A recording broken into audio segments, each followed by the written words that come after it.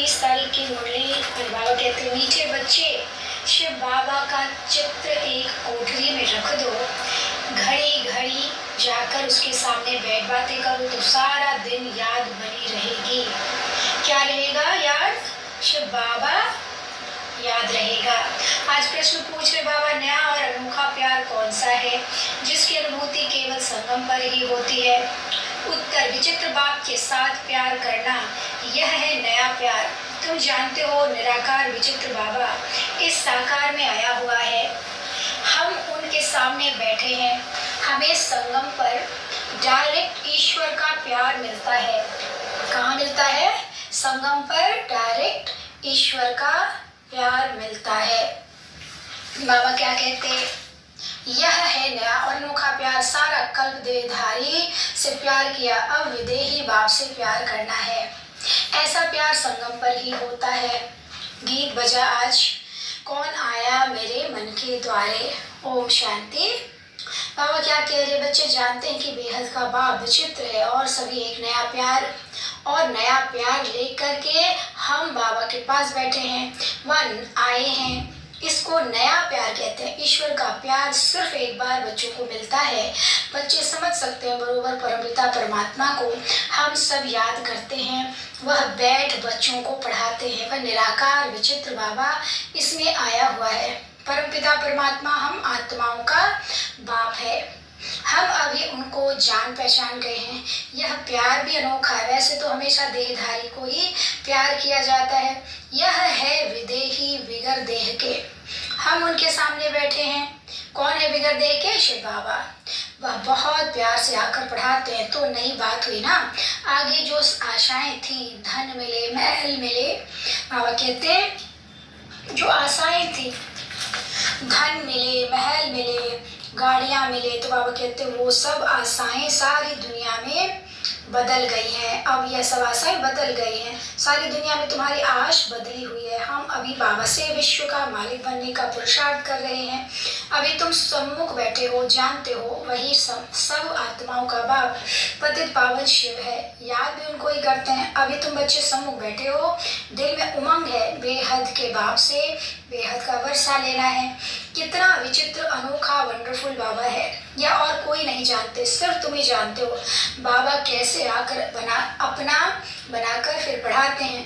तो ऐसी क्या युक्ति करें जो घड़ी घड़ी बाप को याद करते रहें।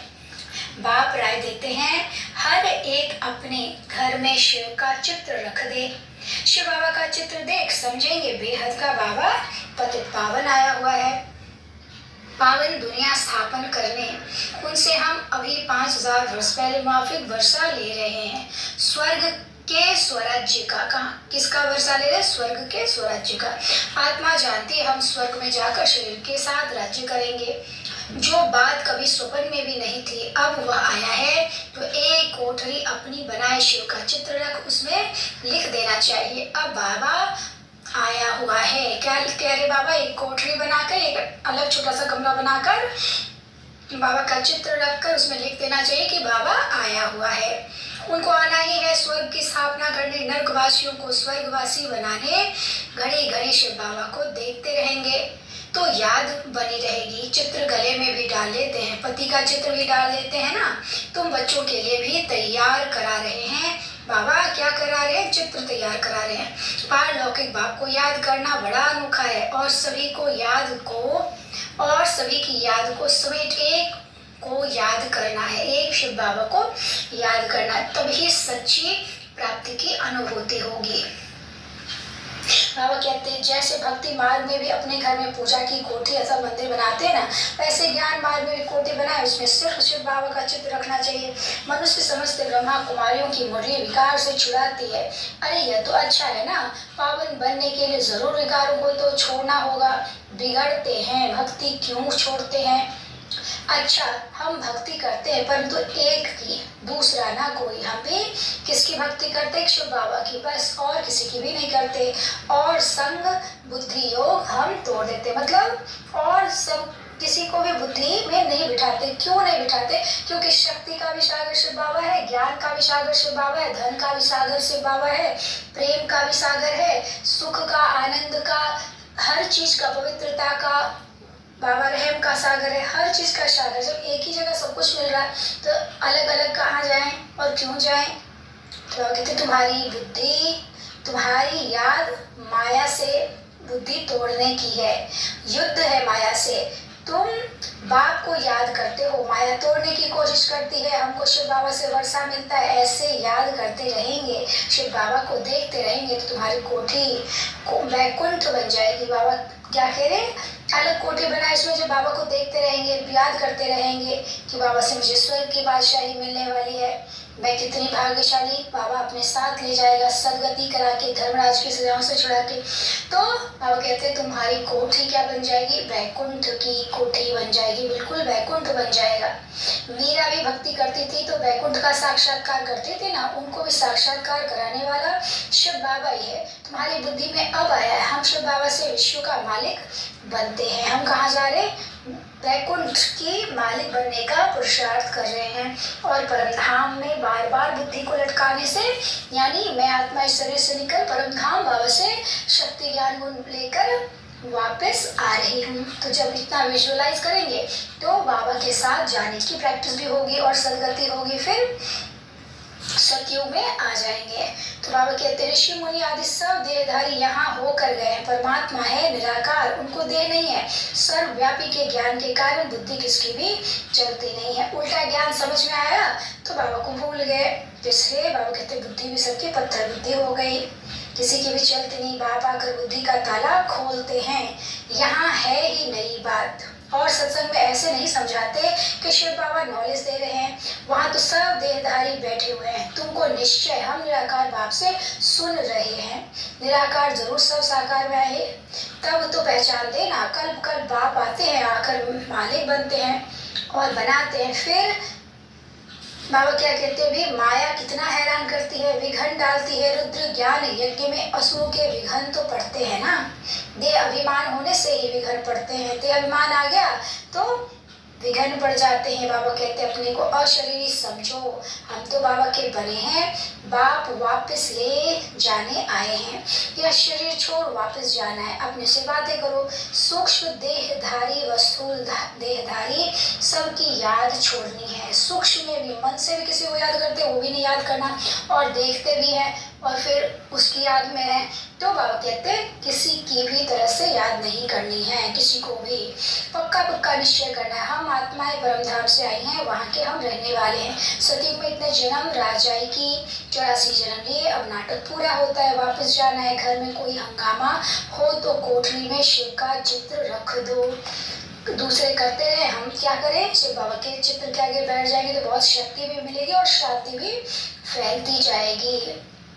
बाबा कहते तुम बच्चों का योग भी अव्यभिचारी चाहिए, यानी कि एक बाबा दूसरा ना कोई, अव्यभिचारी। शिव का चित्र रख घड़ी घड़ी याद करते रहो। बाबा ने अपना मिसाल बताया है, कौन किसने? ब्रह्मा बाबा ने। लक्ष्मी नारायण के चित्र से हमारा कितना प्यार था। फिर एक दिन ख्याल आया लक्ष्मी दासी बन पाँव दबा रही है, ऐसे तो ठीक नहीं है। ब्रह्मा बाबा ये सोच रहे, विचार कर रहे, तो आर्टिस्ट को कहा इससे लक्ष्मी को मुक्त कर दो, बाकी नारायण का चित्र पॉकेट में पड़ा रहे। क्या किया? लक्ष्मी का अलग चित्र करा और नारायण का अलग चित्र किया। नारायण का चित्र पॉकेट में भी रखे, और उनको व्यापारी थे ना, तो उन्होंने जो गलत बना रखा था उसमें भी रखा। तो बाबा कहते एक पॉकेट में, एक मुरादी में नारायण का चित्र डाल दिया, और घरे घरे चित्र देखता रहता था जैसे मस्त, परंतु गुप्त करता था, कोई देखे नहीं। नहीं तो कहेंगे यह क्या करता है? पहले श्री कृष्ण से प्यार था, फिर उनको छोड़ विष्णु से हो गया। जैसे भक्ति नौधा होती है, वैसे ये याद भी नौधा होनी चाहिए, इससे प्राप्ति बहुत भारी है। बाबा कहते हैं कि भक्ति में जैसे एक को बहुत दिल से याद करते हैं तो प्राप्ति होती है ना, जो चाहो मांग मिलता है, तो वैसे ही ज्ञान में भी एक शिव बाबा से जितना दिल से सच्ची प्रीत होगी, जितना दिल का लगाव होगा, हर चीज बाबा से पूछ पूछ के करेंगे, हर चीज बताएंगे, तो बाबा हर संबंध से साथ निभाता है। कभी भी बाबा छोड़ेगा नहीं, धोखा नहीं मिलेगा। दुनिया तो धोखा दे देगी ना समय पर, तो इसलिए बाबा कहते कि अभी मुझे ऐसे याद करो। कमाओ तब खाओ। दुनिया में ऐसे होता है ना, खूब कमाओ खूब खाओ, नहीं कमाओगे तो खा नहीं पाओगे, भूखे मरोगे। बाबा कहते हैं तुमको एक इस जन्म में इतनी मेहनत कराते हैं जो 21 जन्म प्रारब्ध भोगते हो, अभी जो हम करेंगे योग तपस्या उससे ही हम 21 अगले जन्म खाते रहेंगे आराम से सुख से, कुछ मेहनत करने की दरकार नहीं रहेगी, 21 जन्म सदा सुखी रहेंगे। तो ऐसा बाप जो पुरुषार्थ कराना सिखाते हैं उनको तो याद करना चाहिए ना। कहते हैं श्वासोश्वास याद करो। गुरु लोग अपने शिष्य को कहते हैं माला फेरो, राम राम करते रहो, बस राम राम जपते रहो, जपते रोमांच खड़े हो जाते हैं। तो इसलिए बाबा कहते हैं कि हर हाल में बाबा की याद एकदम जैसे दुनिया में है, लेकिन बाबा को ओम नमः शिवाय करके नहीं जपना है। क्या करना है? मैं आत्मा बिंदी बाबा बिंदी, वो प्रेम का सागर, सुख का सागर, आनंद का सागर, मैं भी उसके समान मास्टर प्रेम का सागर, सुख का सागर, आनंद का सागर। बाबा कहते हैं यहाँ कोई चोरी ठगी चल ना सके, कोई पतित भी छिप कर बैकुंठ में चला जाए, यानी कि यहाँ का अभी सबसे श्रेष्ठ जगह कौन सा स्थान है? मधुबन, माउंट आबू, वहाँ से बाबा आए थे, तो वहाँ कोई पतित नहीं जा सकता, विकारी वहाँ नहीं जा सकता। अगर जाएगा तो बाबा कहते उसकी बुद्धि भी पत्थर की हो जाएगी, उसको ले जाने वाले भी पत्थर बुद्धि हो जाएगा और जाने वाला भी पत्थर बुद्धि हो जाएगा। अच्छा मीठे मीठे सिके लदे बच्चों प्रति माता पिता बाप दादा का याद प्यार और गुड मॉर्निंग। रूहानी बाप की रूहानी बच्चों को नमस्ते। हम रूहानी बच्चों की रूहानी बाप दादा को नमस्ते बाबा, नमस्ते। शुक्रिया बाबा, शुक्रिया। पहला है धारणा का मुख्य सार, सभी की याद को समेट बुद्धि योग, सभी से तो एक बाप की याद में रहना है। शिव बाबा की कोठी बनाए, उनकी अव्यभिचारी याद में बैठना है।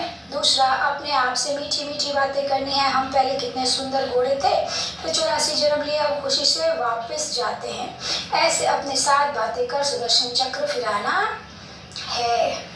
आज का वरदान है स्वचिंतन और स्वदर्शन द्वारा हीरे समान अमूल्य जीवन का अनुभव करने वाले वेदाग हीरा भव, वेदाग भव। हीरा समान अमूल्य जीवन का अनुभव करने के लिए सदा स्वचिंतन करो और स्वदर्शन चक्रधारी बनो। क्या स्वचिंतन करना है? मुझे कौन मिला है? पर भगवान मिला है, सर्वशक्तिवान मिला है। अगर मैं भक्ति में थी तो मुझे कभी मिला, या मैं कभी सोच सकती कि मैं वैकुंठ की वासी बनूंगी, मैं भी जा सकूंगी? सतयुग में नहीं, परमात्मा आया है पिता बनकर, शिक्षक बनकर, सदगुरु बनकर हमें साथ ले जाने के लिए। तो मैं ये ऐसी सोच, अच्छा सोचना, ये है स्वचिंतन। फिर स्वदर्शन चक्र कैसे फिराना है? मैं आत्मा कौन थी? देवी देवता थी। फिर द्वापर में पूज्य रूप में मंदिर में स्थापित होकर सबकी मनोकामनाएं पूर्ण की। फिर संगम युग पर ब्राह्मण, फरिश्ता, फिर निराकारी बिंदी। तो बाबा कहते ऐसे सुदर्शन चक्र बार बार फिराओगे तो तुम क्या हो जाओगे? बेदाग हीरा। हीरे को दागी बनाने वाले केवल दो बातें हैं, एक परदर्शन, दूसरा परचिंतन। यही दो बातें संग के रंग में स्वच्छ हीरे को दागी बना देती है। दूसरे की बातें, दूसरे का चिंतन नहीं करना, नहीं तो दाग पड़ जाएगा हम आत्माओं में।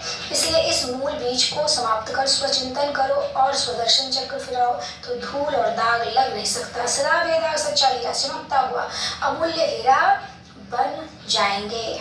स्लोगन, विचित्र बाप के चित्र और चित्र को याद करने से ही चरित्रवान बनते हैं। क्या करना है? विचित्र बाप पॉइंट ऑफ लाइट है, तो मैं भी आत्मा पॉइंट ऑफ लाइट, उसकी संतान, और उसका चरित्र क्या है? ज्ञान का, गुण का, शक्ति का, प्रेम का, आनंद का सागर है। वो रहम दिल है, बहुत सारे गुण है उसमें, तो उसको देखना, सुनना और धारण करना ही चरित्रवान बनना है। अच्छा, ओम शांति।